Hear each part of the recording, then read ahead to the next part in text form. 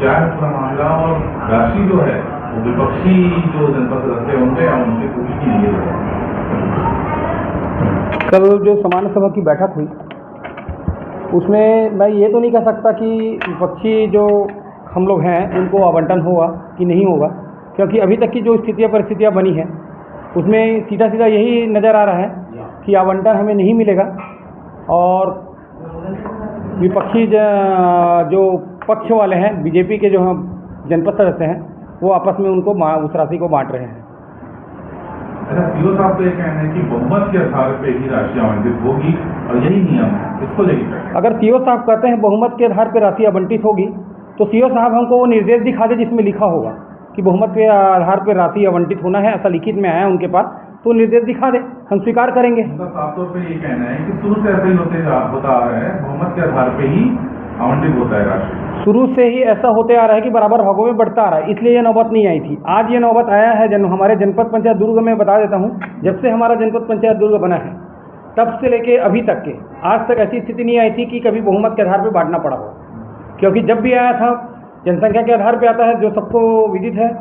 राशि क्षेत्रफल और जनसंख्या के आधार पर आता है, जिस क्षेत्र का जितना जनसंख्या है उस आधार पर बांटा गया या सदस्यों को सम्मान मतलब तो बराबर भागों में बांट दिया जाता है। लेकिन ये पहला बार हो रहा है जिसमें भेदभाव किया जा रहा है। 13 जनपद सदस्यों को बीजेपी के वाले लोग के द्वारा आपस में उस राशि को रख लिया गया, जो कि लगभग 7 से 8 जनपद सदस्य जो ऐसे हैं जो अहिवारा विधानसभा से क्षेत्र से आते हैं।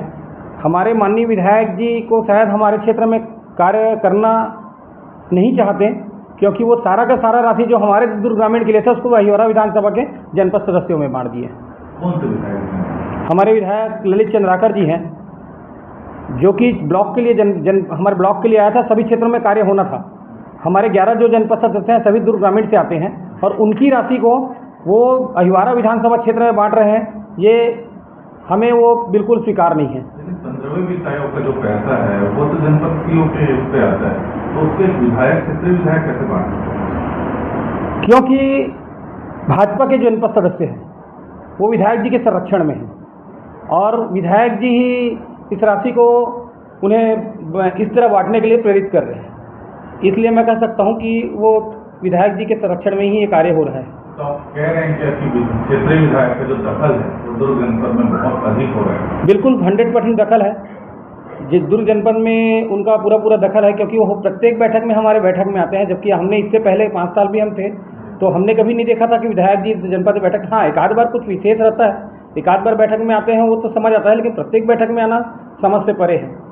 आपका उपाध्यक्ष बन जाना जनपद में इसके आ जाना तो बाकी सदस्य नहीं भुगत रहे, विपक्षी जो जनपद के सदस्य भुगत रहे हैं नहीं भुगत रहे हैं ये तो मैं नहीं बोल सकता। विपक्षी जितने जनपद सदस्य हैं हमारे जनपद सदस्य हैं उन्हीं के समर्थन में मैं उपाध्यक्ष बना हूं, क्योंकि उनकी इच्छा थी और आज भी वो मेरे समर्थन में हैं।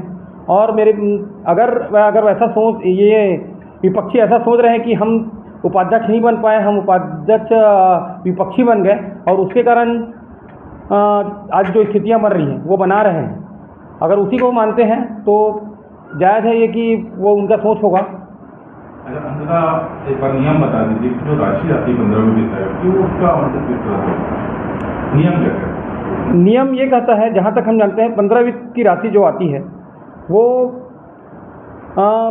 एक मैं आपको बताना चाहूँगा, जैसे 15 वित्त की राशि पंचायतों में भी आती है। हमारे भूपेश बघेल जी जो थे पूर्व में, उस समय मैं भी जनपद सदस्य, भूपेश बघेल जी ने पूर्व मुख्यमंत्री जी ने एक पहले तो 15 वित्त का राशि जनपद सदस्य जिला पंचायत सदस्यों के लिए आता ही नहीं था, सिर्फ जनपद विकास निधि का पैसा आता था। माननीय भूपेश बघेल जी के मार्गदर्शन में सभी जनपद सदस्यों को 15 वित्त की जो एक मुश्त राशि आती है उससे 10% जनपद सदस्यों को और 15% जिला पंचायत सदस्यों को आवंटन किया जाता है। बाकी 75% पंचायतों में जाएगा। जब पंचायतों में बिना भेदभाव के पंचायत में बाकायदा राशि जाती है, वहाँ पे भेदभाव नहीं हो रहा है, तो जनपद पंचायत में बहुमत के आधार पर ये ऐसा निर्णय लेना बिल्कुल गलत है, क्योंकि ऐसा नियम कहीं भी नहीं है। क्योंकि जितनी भी राशि आती है एक मुश्त जनपद में आती है, जनपद में आने के बाद क्षेत्र के अनुसार बांट दिया जाता है। जैसे जनपद में पंचायत की भी राशि आती है तो उनकी गणना जनपद द्वारा की जाती है कि किस पंचायत में कितनी राशि जाना है, तो वो राशि जनपद में आने के बाद में ही आवंटन होता है। वैसे ही जनपद सदस्यों की भी राशि आती है, उसको भी क्षेत्र जनसंख्या के आधार पर बांट देना चाहिए था। तो इसमें ये कौन सी बात आ गई कि बहुमत के आधार पर बांटा जाएगा? वैसा होगा तो फिर सत्ता पक्ष अगर तो अभी बीजेपी बैठा तो बीजेपी के सरपंच को ही दिया जाएगा 15-20 की राशि, बाकी सरपंचों को नहीं दिया जाएगा। ये भी स्थिति पैदा कर सकते हैं ये, अगर वैसा नियम ना हो। या तो सीओ या हमारे जनपद के अध्यक्ष जी आके मेरे को लिखित में दिखा दे जो आयोग का नियम है या अधिनियम में कहीं पे लिखा होगा बहुमत के आधार पर बांटा दे, हम सहज स्वीकार करेंगे। बस तो हमको लिखित में आदेश चाहिए वहाँ का।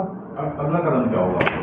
अगला कदम हम अपनी लड़ाई लड़ते रहेंगे। अभी आगामी में तो हम कई 3-4 चरण में इसका विरोध प्रदर्शन दर्ज करवाएंगे, ताकि हमारे विरोध को देखते हुए हमारे विधायक जी पसीज जाए और हमें अपनी हमारी मांग पूरा कर दें और क्षेत्र का विकास में हमारा सहयोग करें। हमारा पहला कदम तो अभी पहले चरण में हम सोमवार को तारीख पड़ रहा है 4 तारीख को हम लोग जनपद में धरना प्रदर्शन कर रहे हैं, जिसका आज ही लेटर मैं अभी रखा हूँ अपने हाथ में, और उसको आज एसडीएम और सीओ साहब को हम लोग सौंपेंगे आज। देखिए एजेंडा में 15 यूनिट का बात रखा गया था, लेकिन उनके बात करते ही उन्होंने कहा कि बैठक समाप्त किया जाता है करके। कुछ बात ही नहीं हुआ, विवाद शुरू होने ही वाला था, उन्होंने खत्म कर दिया वहीं पर।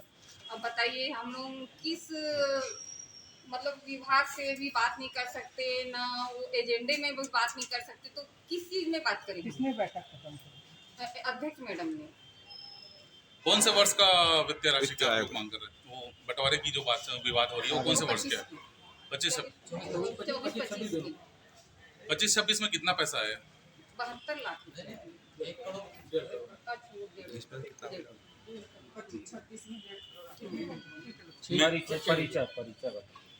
संतोषी देशमुख, जनपद